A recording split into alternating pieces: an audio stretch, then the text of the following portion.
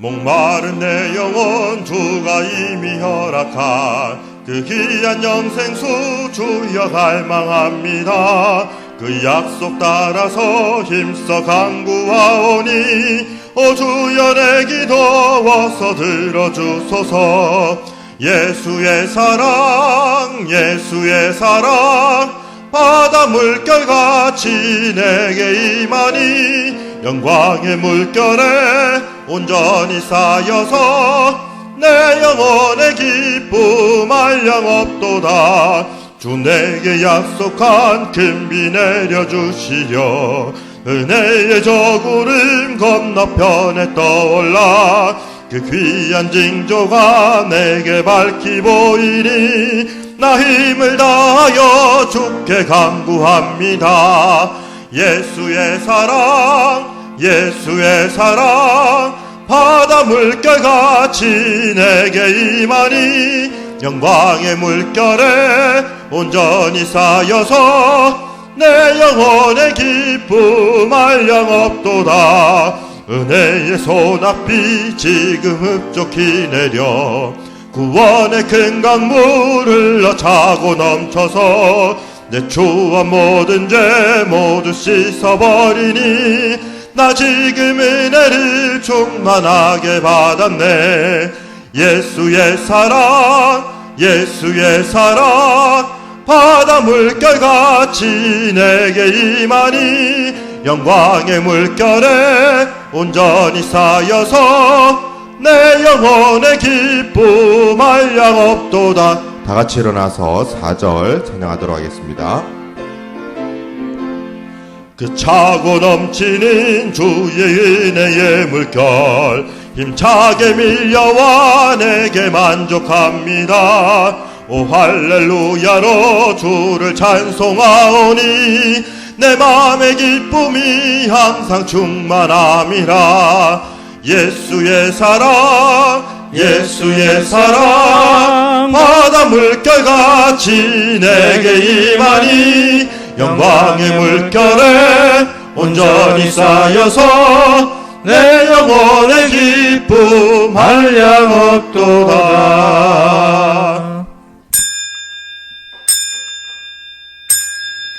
내 짐을 여호와께 맡기라. 그가 너를 붙드시고 의인의 요동함을 영원히 허락하지 아니하시리로다. 아멘.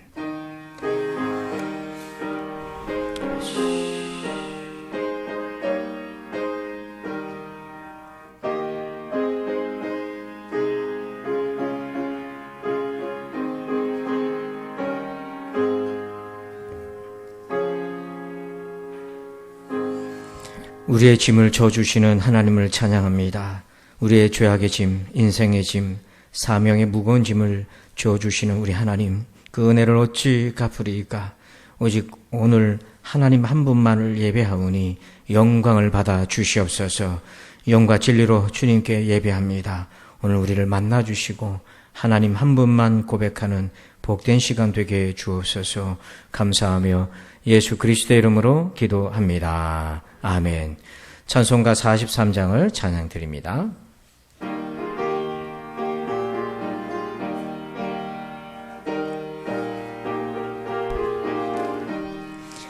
즐겁게 안식할 날 반갑고 좋은 날 내 마음을 평게 하니 즐겁고 기쁜 날 이 날에 천하 만민 다 보좌 앞에서 참되신 삼위일체 다 찬송 부르네. 이 날에 하늘에서 새 양식 내리네. 성회로 모이라고 종소리 울리네. 복음의 밝은 빛을 온 세상 비치며 또 영생물이 흘러 영원케 하시네. 이 주일 지킴으로 새 은혜 입어서 영원히 쉬는 곳에 다 올라갑시다. 성부께 찬미하고 성자와 또 성령 참되신 삼위일체 다 찬송 부르세. 아멘. 교독문 25번 시편 47편을 교독하겠습니다. 너희 만민들아 손바닥을 치고 즐거운 소리로 하나님께 외칠지어다.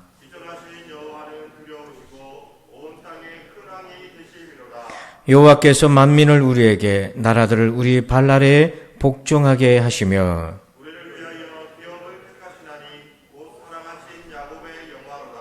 하나님께서 즐거운 함성 중에 올라가시며 여호와께서 나팔 소리 중에 올라가시도다.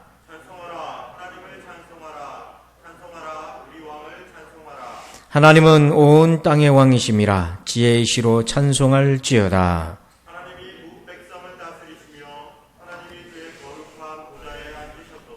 문나라의 고관들이 모임이여 아브라함의 하나님의 백성이 되도다.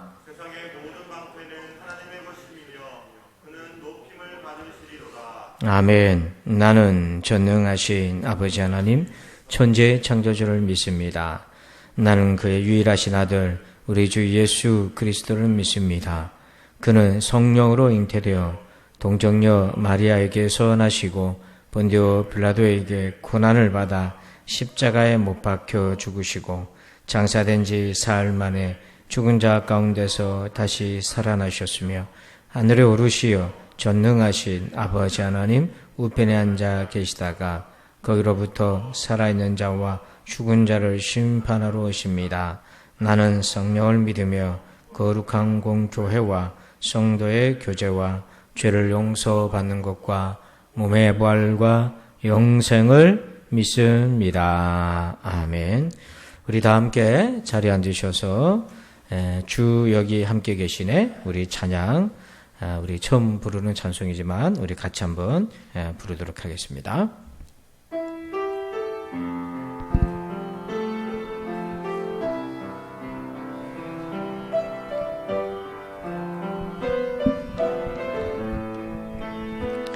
주 여기 운행하시네. 주 경배 주 경배 주 여기 역사하시네. 주 경배 주 경배 우리 처음부터 한 번 더 합시다. 주 여기 운행하시네. 주 경배 주 경배 주 여기 역사하시네. 주 경배 주 경배 세기를 만드시는 분, 큰 기적을 행하시는 분, 그는 우리 하나님. 약속을 지키시는 분, 어둠 속을 밝히시는 분, 그는 우리 하나님. 주리 마음 만지네. 주리 마음 만지네. 주 경배 주 경배 주리 치유하시네. 주 경배 주 경배 이절 한 번 더 주리 마음 만지시네. 주리 마음 만지네. 주 경배 주 경배 주를 치유하시네 주 경배 주 경배 주를 새롭게 하네 주 경배 주 경배 주를 회복시키네 주 경배 주 경배 세기를 만드시는 분 큰 기적을 행하시는 분 그는 우리 하나님 약속을 지키시는 분 어둠 속을 밝히시는 분 그는 우리 하나님 세계를 만드시는 분 큰 기적을 행하시는 분 그는 우리 하나님 약속을 지키시는 분 어둠 속을 밝히시는 분 그는 우리 하나님 한 번 더 세계를 만드시는 분 세계를 만드시는 분 큰 기적을 행하시는 분 그는 우리 하나님 약속을 지키시는 분 어둠 속을 밝히시는 분 그는 우리 하나님 세계를 만드시는 분 세계를 만드시는 분 큰 기적을 행하시는 분 그는 우리 하나님 약속을 지키시는 분 어둠 속을 밝히시는 분 그는 우리 하나님 아멘. 이 시간 우리 다 함께 침묵으로 한 주간 동안 지은 죄를 회개하고 십자가의 은혜로 죄사함 받고 성령의 도움으로 그 죄를 다시 범하지 않도록 도움을 구합니다. 우리 다 같이 기도하겠습니다.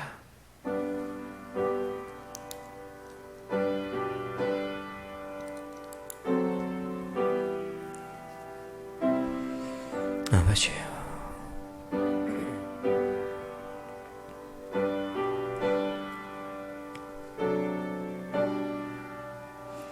주님,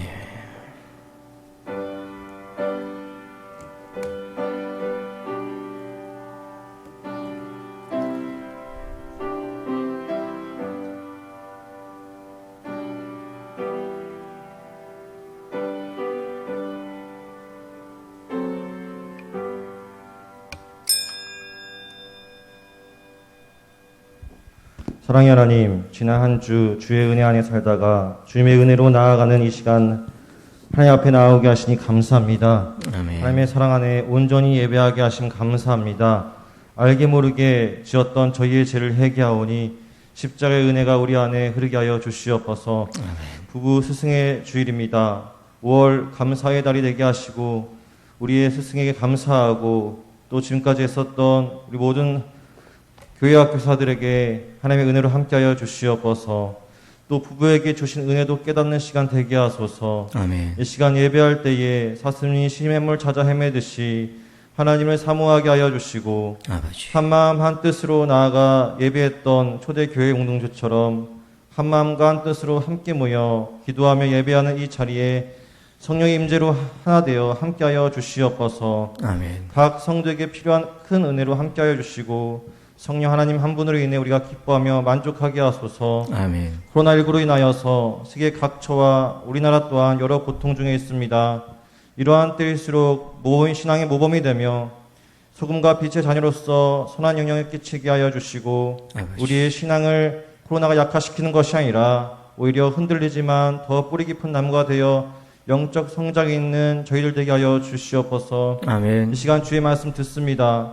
주의 말씀 들을 때에 아멘으로 화답하는 자에게 하나님께 영광이 된다 하셨사오니 아멘으로 인해 주의 말씀 영광 돌리게 하시며 주를 사모하는 자가 주의 사랑을 입는 귀한 시간 되게 하소서. 아멘. 영과 진리로 예배드리기 원하며 예수 그리스도 이름으로 기도합니다. 아멘.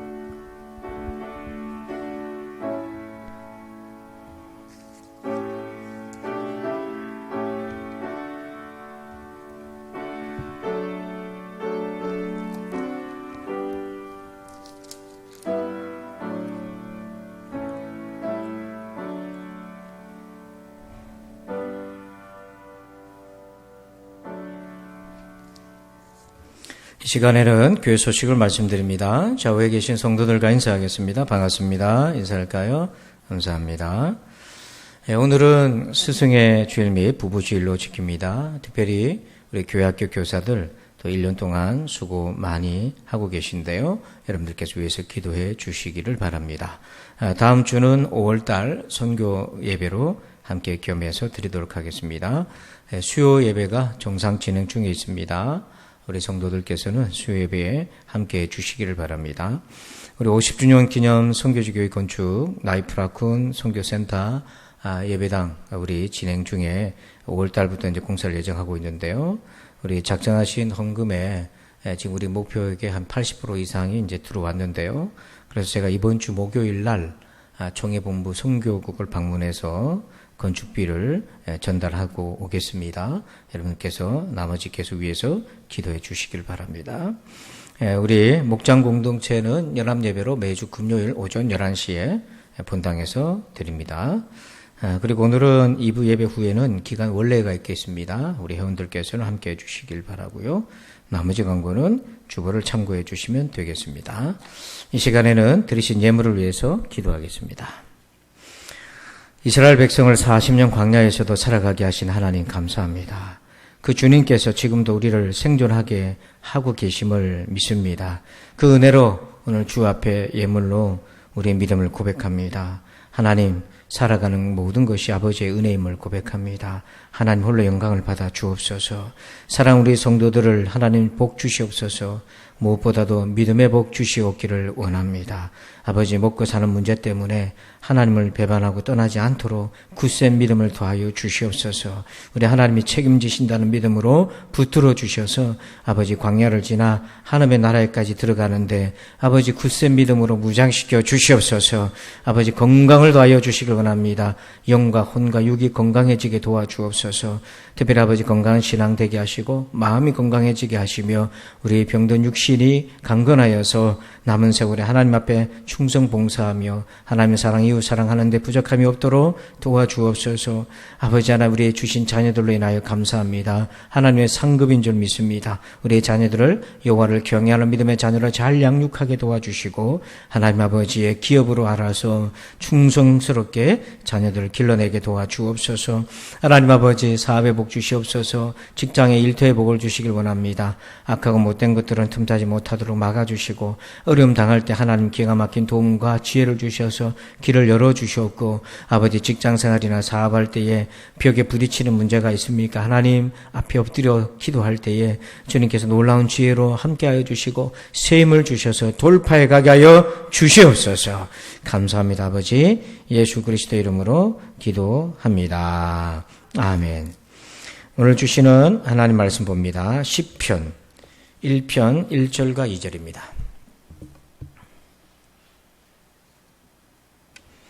시편 1편 1절과 2절 말씀을 우리 함께 보겠습니다.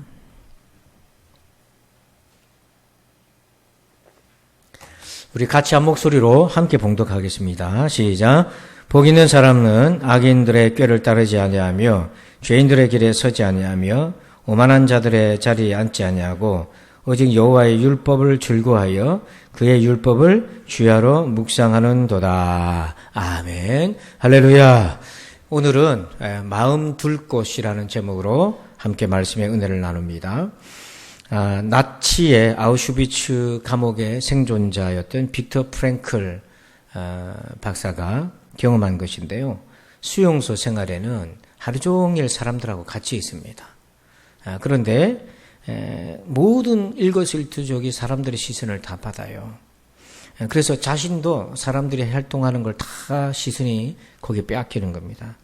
그래서 수용소 생활에 있어서 가장 소중한 시간이 뭐냐면 혼자 있는 시간이에요.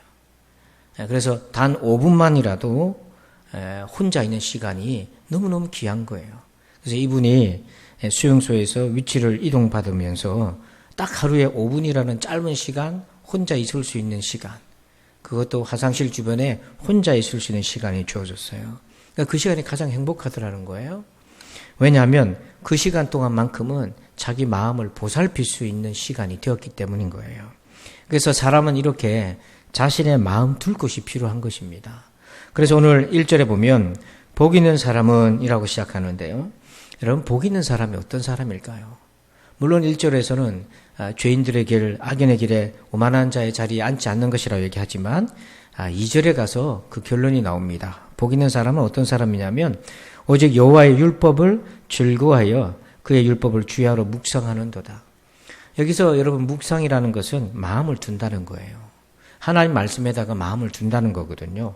그러니까 여러분, 복 있는 사람은 다시 말해서 어떤 사람이냐면 자기 마음 둘 곳이 있는 거예요. 근데 그 마음 둘 곳이 바로 하나님의 말씀에다가 자기 마음을 둘 수 있는 사람, 그 사람이 복 있는 거예요. 여러분, 이런 복을 누리지 못하고 자기 마음 둘 곳이 없고 말씀에다가 마음을 두지 못하는 사람들은 그 마음밭이 어떻겠습니까? 4절 말씀 보면 악인들은 그렇지 아니하며 오직 바람에 나는 겨와 같도다. 조금만 바람이 불어도 날아가 버리고 마는 겨와 같이 마음 둘 곳이 없어 불안정한 삶을 살게 됩니다. 여기서 악인은 꼭 끔찍한 죄를 저지른 사람만이 아니라 포괄적인 의미로 하나님의 말씀에 마음을 두지 못하는 모든 사람들을 가리켜 표현하는 것으로도 이해할 수 있어요. 그러니까 여러분, 오늘 여러분들은 지금 어떤 마음의 상태이십니까? 여러분은 하나님의 말씀에 여러분의 마음을 두고 계신가요? 아니면 여전히 마음 둘 곳을 찾지 못해서 조그만 바람이 불어도 요동하고 불안정한 그런 상태입니까? 성도 여러분, 그렇다면 우리가 구체적으로 우리는 어떤 말씀에 마음을 둬야 되겠습니까? 물론 성경 66권 전체이지만 그래도 우리가 반드시 마음을 두어야 될 핵심 하나님의 말씀의 진리는 어떤 것이겠습니까? 자, 오늘 그 답을 요한일서 5장 11절에서 찾아봅니다. 우리 다 같이 한번 읽습니다. 시작. 또 증거는 이것이니 하나님이 우리에게 영생을 주신 것과 이 생명이 그의 아들 안에 있는 그것이라. 아멘. 자, 11절 말씀을 다시 한번 눈으로 잘 보시죠. 또 증거는 이것이니 하나님이 우리에게 영생을 주신 것과 이 영생이 그의 아들 안에 있는 그것이니라. 오늘 우리의 마음을 말씀에다 둔다 했을 때 그 말씀의 가장 핵심적이고 궁극적인 말씀 바로 이 말씀이에요.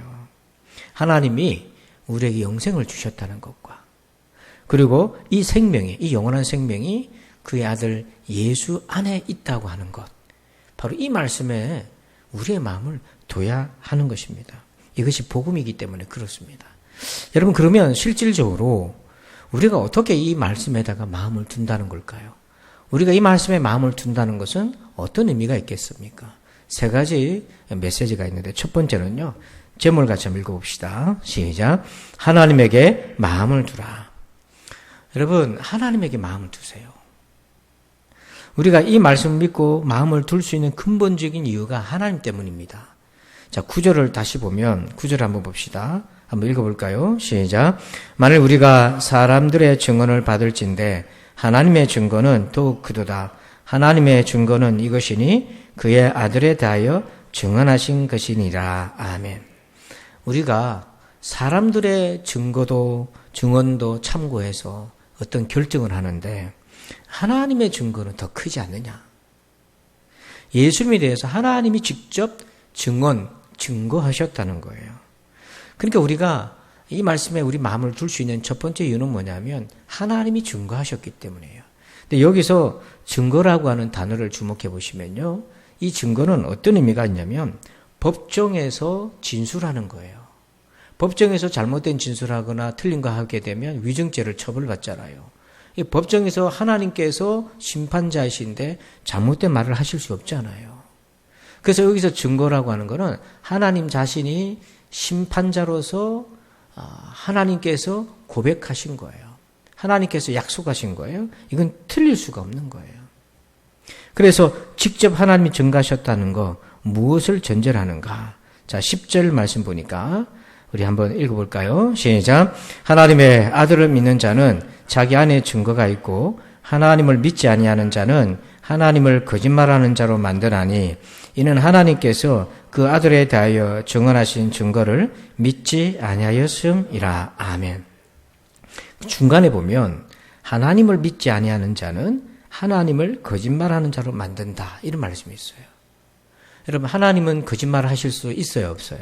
없으십니다. 그 하나님이 말씀하셨습니다. 그럼 이 말씀은 진리예요, 거짓이에요? 진리잖아요. 그러니까 우리가 하나님을 믿지 않는 사람은 거짓말하는, 하나님이 거짓말장이라고 얘기하는 것과 똑같은 거예요. 왜냐하면 하나님은 절대로 거짓말하실 수 없는 분이기 때문에 그래요. 그 하나님께서 예수님을 증거하셨어요. 또 우리에게 영생 주셨다고 하셨어요. 그래서 디도서 1장 2절에도 영생의 소망을 위함이라. 이 영생은 그 다음 읽어볼까요?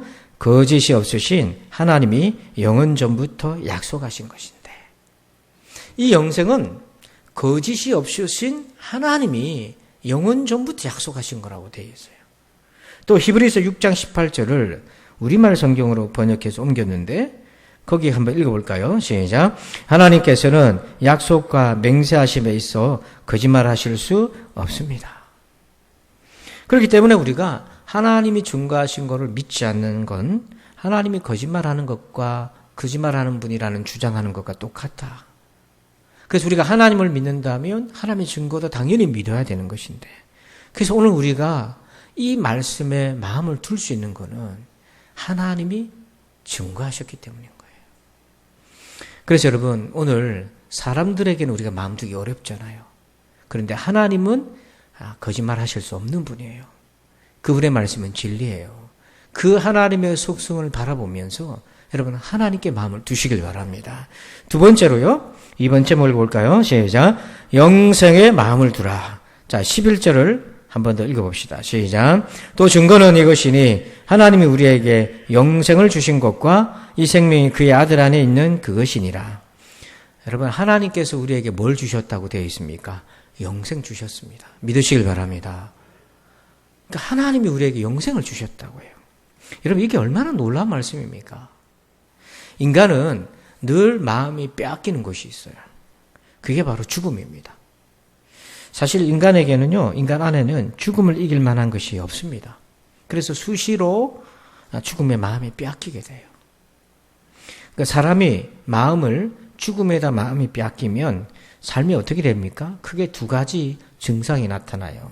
첫 번째는 삶이 소비적으로 바뀌어요. 누가복음 16장 19절을 보면 한 부자가 있어 자색 옷과 고운 베옷을 입고 날마다 호화롭게 즐기더라. 이 부자는 날마다 호화롭게 즐겼어요. 그런데 이 호화로운 잔치가 얼마 못 갑니다. 얼마 못 가서 거지 나사로랑 함께 죽습니다. 같은 날에 죽게 돼요. 그러니까 이 부자는 죽음을 앞에 두고 있는 거예요. 그런 죽음을 앞에 두고 죽음에 빼앗긴 마음의 상태가 어떻게 드러나냐면 날마다 호화롭게 즐기는 소비적인 삶으로 드러나요.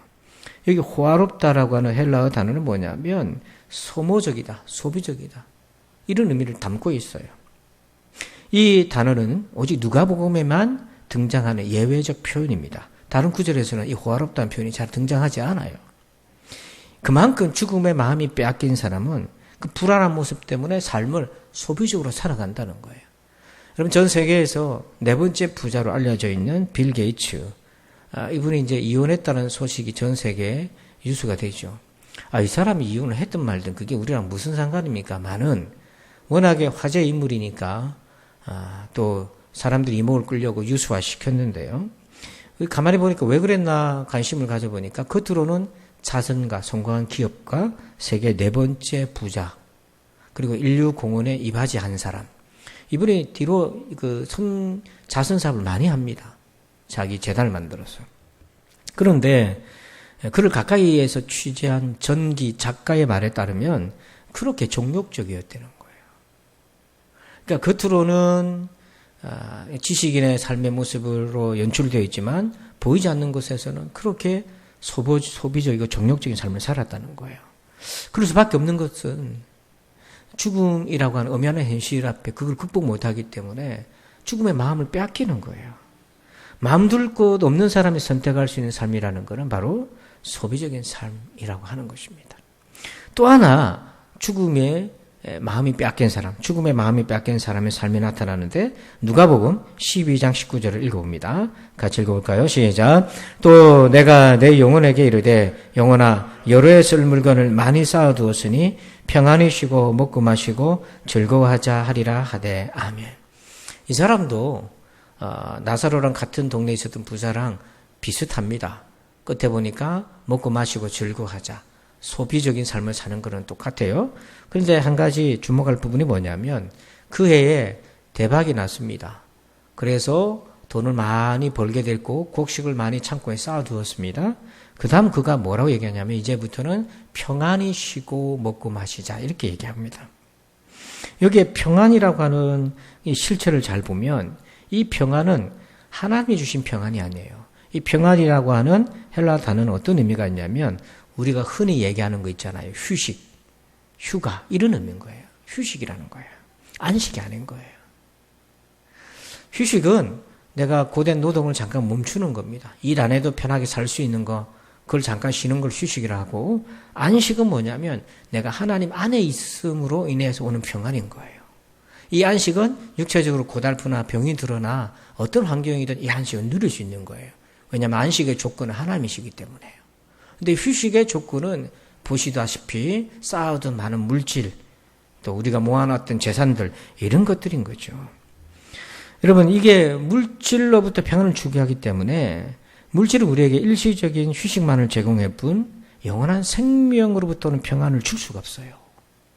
그래서 이렇게 영생의 마음을 두지 못하고 우리의 마음이 죽음의 마음을 자꾸 빼앗기게 되면 그 삶은 소비적인 삶으로 살아가든지 아니면 인위적인 휴식만을 추구하는 겁니다. 그래서 더 많이 벌려고 하고 더 많이 모으려고 하는 겁니다. 왜냐하면 인위적인 휴식을 갖고 싶으니까 더 많이 그렇게 하게 되면서 세월을 그렇게 모으는 대로 시간을 쏟아보내고 마는 거죠. 그래서 바울은 이렇게 얘기했습니다. 데살로니가 전서 4장 13절 읽어볼게요. 시작. 형제들아 자는 자들에 관하여는 너희가 알지 못함을 원하지 아니하노니 4장 13절 데살로니가 4장 13절을 제가 읽어드릴게요. 이는 소망 없는 다른 이와 같이 슬퍼하지 않게 하려 함이라. 여기 4장 13절에는 뭐라고 되어 있냐면 소망 없는 다른 이와 같이 슬퍼하지 않게 하려 함이라. 그런 말씀을 얘기하는데요. 소망 없는 슬퍼하는 인생이라는 거예요. 죽음의 마음을 빼앗기면 소망 없는 거기에 슬퍼하는 인생이라는 거죠. 그렇다면 여러분 우리가 어떻게 하나님이 주신 영생에 우리가 마음을 두겠습니까? 자, 우리 세 번째 같이 한번 읽어볼까요? 시작. 예수님께 마음을 두라. 자, 우리 11절을 같이 읽어봅니다. 또 증거는 이것이니 하나님이 우리에게 영생을 주신 것과 이 생명이 그의 아들 안에 있는 그것이니라. 아멘. 자, 여러분 이 영원한 생명이 어디 있다고 되어 있습니까? 이 생명이 그의 아들 안에 있는 그것이니라. 영원한 생명은 예수님 안에 있다는 거예요. 그래서 12절에 이렇게 얘기합니다. 아들이 있는 자에게는 생명이 있고 하나님의 아들이 없는 자에게는 생명이 없느니라. 여기서는 예수님과 영원한 생명을 동일시합니다. 그러니까 우리 가운데 영생이 뭐지? 영원한 생명이라는 게 뭘까? 이렇게 의구심을 가질 수 있어요. 근데 여러분 영원한 생명이 뭐냐면 예수님 내 안에 계시는 상태입니다. 예수님이 내 안에 계시다는 거를 경험하지 못하시는 분들은 영생을 이해할 수 없어요. 느낄 수가 없어요. 맛을 볼 수가 없어요. 근데 예수님이 내 안에 계신 것이 확고부동하고 내 안에 계신 예수님으로 내가 살아간다는 것을 누리고 경험하는 사람은 이게 영생의 그런 은혜구나라는 걸 알 수가 있어요. 그래서 예수님을 믿는 자는 영생을 얻었다는 거죠. 왜냐하면 예수님이 영생이시니까. 내 안에 영원한 생명은 바로 내 안에 예수님이 계신 거예요. 그래서 우리가 바로 그 예수님께 마음을 두라는 겁니다. 영원한 생명 그 자체이신 예수님께 마음을 두는 거예요. 우리가 보통 영생 그러면 죽어서 가는 천국이라고 생각합니다. 사후세계라고 생각하는데요. 여러분, 만약에 영생이 예수님이라고 한다면 그럼 우리가 예수님을 죽고 난 뒤에 믿는 거하고 똑같은 거잖아요. 우리가 예수님을 죽고 난 뒤에 믿습니까? 그렇지 않잖아요. 지금 우리 예수 믿고 있잖아요. 왜냐하면 지금도 예수님 우리 안에 계시잖아요. 지금 우리가 예수님과 교제할 수 있잖아요. 때문에 영원한 생명도 죽어서 가는 단지 천국이 아니라 지금 이 순간, 지금 내 현실에서, 현재에서 영원한 생명을 경험할 수 있는 거예요. 그렇다면 지금 이 순간 우리가 예수님께 마음을 두면 누릴 수 있는 영원한 생명의 본질이 뭡니까? 자, 이것을 이렇게 생각해 볼 수 있어요. 시편 23편 2절을 한번 읽어볼까요? 시작. 그가 나를 푸른 풀밭에 누이시며 쉴만한 물가로 인도하시는도다. 자, 지금 양이 우리라고 생각한다면, 적용한다면 목자이신 하나님 우리를 푸른 풀밭에 쉴만한 물가로 인도하시는 거예요. 양에게서 가장 소중한 거는 푸른 풀밭과 또 쉴만한 물가잖아요. 그래서 풀을 먹고 물을 마시고 이것처럼 양에게 행복한 건 없는 거죠. 이게 생명이니까. 자, 그런데 양이 이렇게 먹고 마시고 살아가는 삶이 가능하게 된 이유가 뭡니까? 이렇게 걱정 없이 초장에서 풀을 먹고 물가에서 물을 마시면서 쉬면서 안식할 수 있는 근본적 이유가 뭐예요? 1절 말씀 때문이거든요. 여호와는 나의 누구십니까? 목자시니. 하나님께서 그렇게 푸른 초장과 쉴만한 물가로 인도하시고 함께 하고 계시기 때문에 양은 그렇게 생명을 누릴 수가 있는 거예요. 근데 양이라는 존재는 때로는 미련해가지고 또 눈도 시야가 깊지 못해서 푸른 풀밭 쉴만한 물가만 쳐다보고 살아요. 목자가 인도했지만은 목자 안 쳐다보고 풀만 쳐다보고 물만 쳐다보고 살아갑니다. 그러다 보면 망각하는 거예요. 양이 머리가 좀 나쁘답니다. 기억력도 짧고 시력도 안 좋아서 금방 잊어버리는 거예요. 그러니까 분명히 목자 때문에 와서 먹고 마시는데도 그걸 잊어버려요. 그래서 누구의 은혜 때문에 살아가는지도 모르고 풀 먹고 물도 마시면서 생명을 누리는 겁니다. 그러니까 목자가 옆에 있는데도 모른다는 거예요. 목자가 인도했는데도 은혜인 줄 모른다는 거예요. 그러고 살아갑니다. 그러다가 어느 날 양의 인생의 위기 때에 발견하는 것이 있어요. 4절 말씀 같이 읽어봅니다. 시작. 내가 사망의 음침한 골짜기로 다닐지라도 해를 두려워하지 않을 것은 주께서 나와 함께 하심이라. 주의 지팡이와 막대기가 나를 안위하시나이다. 아멘. 풀 먹고 물 마시면서 땅의 삶을 쳐다보면서 땅의 생명을 위해서 살아가던 양이 목자의 은혜로 살아왔는데 그것도 의식도 못하고 잊어버리고 그냥 그렇게 살다가 갑자기 양이 눈을 돌려서 주의 지팡이와 목자의 지팡이와 막대기를 쳐다보게 됩니다. 그러면서 그 사망의 음침한 골짜기 위기 때에 갑자기 양이 목자를 쳐다보면서 그가 들고 있는 지팡이와 막대기를 쳐다보면서 뭘 깨닫냐면 아하, 나의 이 초장의 삶과 쉴만한 물가의 삶은 나 때문이 아니라 저 목자 때문이었구나라는 것을 그때 깨닫는 거죠.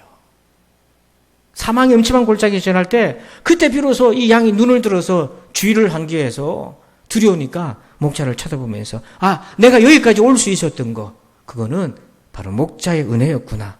그 순간이 뭐냐면 자기가 영원한 생명 안에 있다는 걸 확인하는 순간인 거예요. 사실 그 전부터 양은 생명 있는 삶을 살았어요. 목자가 푸른 초장으로 인도하고 쉴만한 물가로 인도해서 그를 살려줬단 말이죠. 그렇지만 이 머리가 기억력이 둔하고 시력이 안 좋아서 금방금방 목자를 놓쳐버리고 그냥 자기가 능력이 있어서 운이 좋아서 그런 줄 알고 잊어버리고 살다가 어느 날 위기 때에 눈을 돌아보니까 목자이신 주님이 지팡이와 막대기를 들고 자기를 지키고 있다는 것을 아는 겁니다. 근데 여기서 우리가 더 한 가지 주목할 부분이요. 4절 보십시오. 4절 앞에.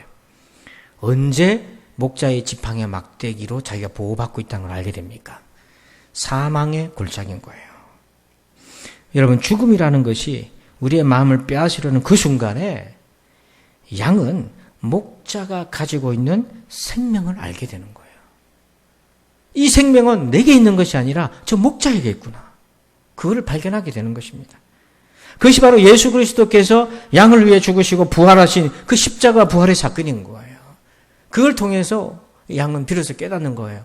내게 영원한 생명이 있다는 것은 저 목자의 은혜였구나 하는 것을 발견하게 되는 겁니다. 그래서 예수님은 십자가의 죽음과 부활이라는 능력을 통해서 그 막대기와 지팡이를 통해서 죽음이라고 하는 양떼를 위협하는 죽음이라고 하는 야수들을 쫓아버리신 거예요. 그래서 고린도전서 15장 55절에 우리 같이 한번 읽어봅시다. 시작. 사망아 너의 승리가 어디 있느냐? 사망아 네가 쏘는 것이 어디 있느냐? 우리 예수님께서 십자가 부활의 복음으로 사망을 물리쳤습니다. 그래서 죽음의 마음이 뺏긴 우리의 마음을 되돌이키셔서 예수님께, 우리 하나님께 십자가 부활의 복음에게 마음을 두도록 만들어 주셨다고 하는 거예요. 카자흐스탄과 우즈베키스탄 또 북한까지 스포츠 농아들 선교하셨던 이민교 선교사님이라는 분이 있습니다.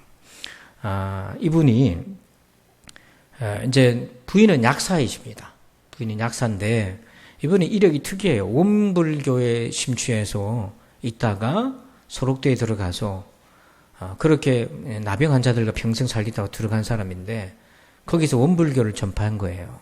그러다가 그 안에 있는 예수 믿는 소록도 주민들에 의해서 자기가 전도돼가지고 목탁 두들기고 연불 하다가 찬송이 입에서 터졌는데 왜 그랬냐면 장례식에 나병 환자가 돌아가셔서 장례식에 갔더니 거기에 예수 믿는 사람들이 찬송을 부르는 거예요. 자기는 목탁을 두들기고 연불로 이렇게 추모를 했지만 자기 순서가 끝나고 나니까 이제 기독교 순서가 나와서 찬송을 부르는데 앉아서 듣기만 한 거 아닙니까? 계속 듣다 보니까 이게 귀에 젖어버린 거예요. 귀에 딱 젖었는데 하나님이 역사를 하신 거예요.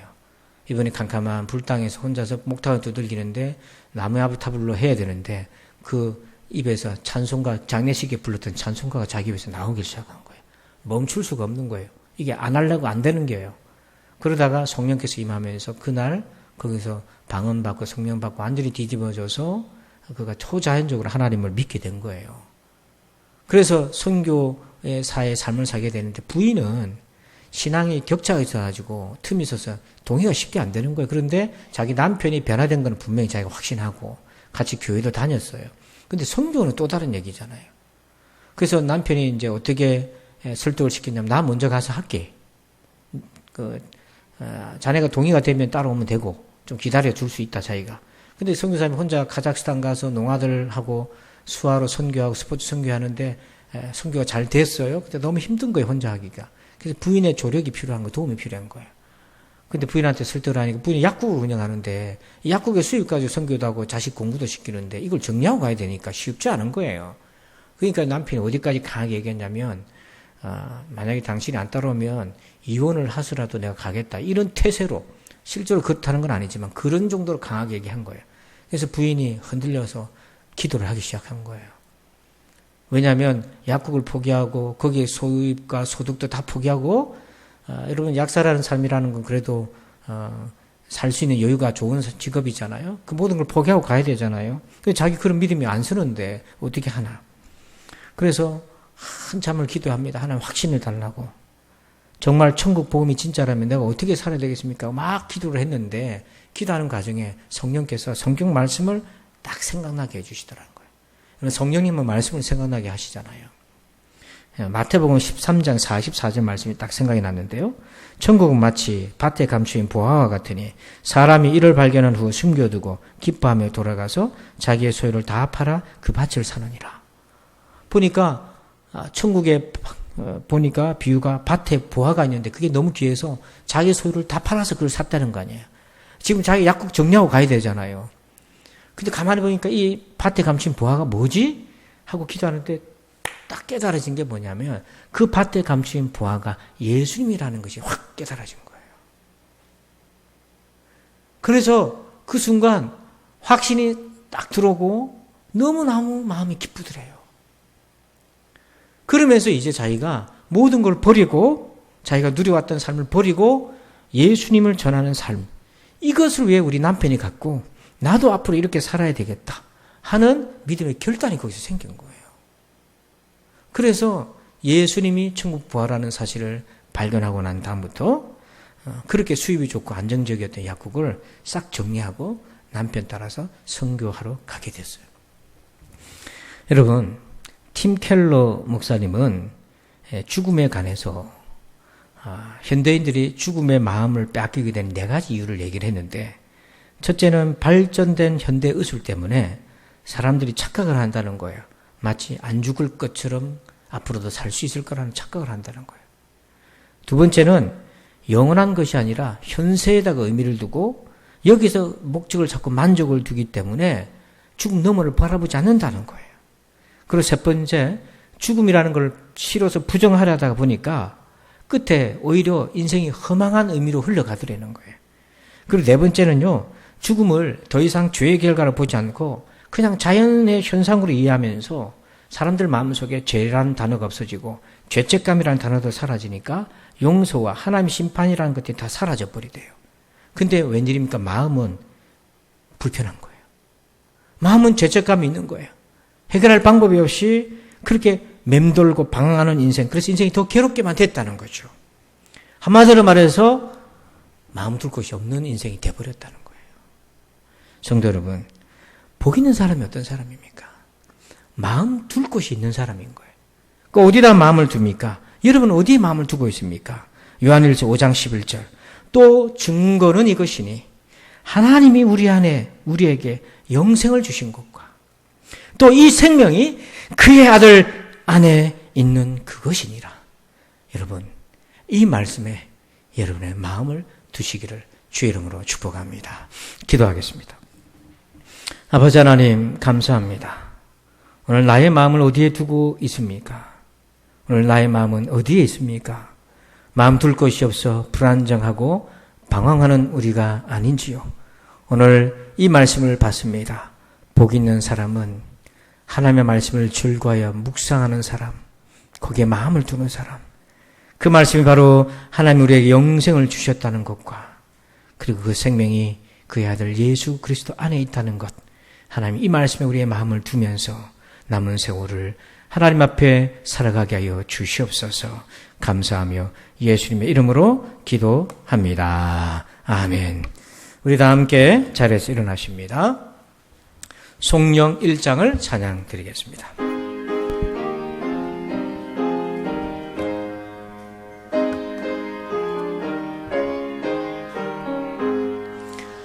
만국의 근원한 하나님 온 백성 찬송 드리고 저 천사여 찬송하세 찬송 성부 성자 성령 아멘. 이제는 우리 구주 예수 그리스도의 은혜와 하나님 아버지의 그 크신 사랑하심과 성령님의 감화감동 교통 은혜의 충만하심의 역사하심이 오직 하나님의 말씀 또 증거는 이것이니 하나님이 우리에게 영생을 주신 것과 또 이 생명이 그의 아들 안에 있는 그것이니라.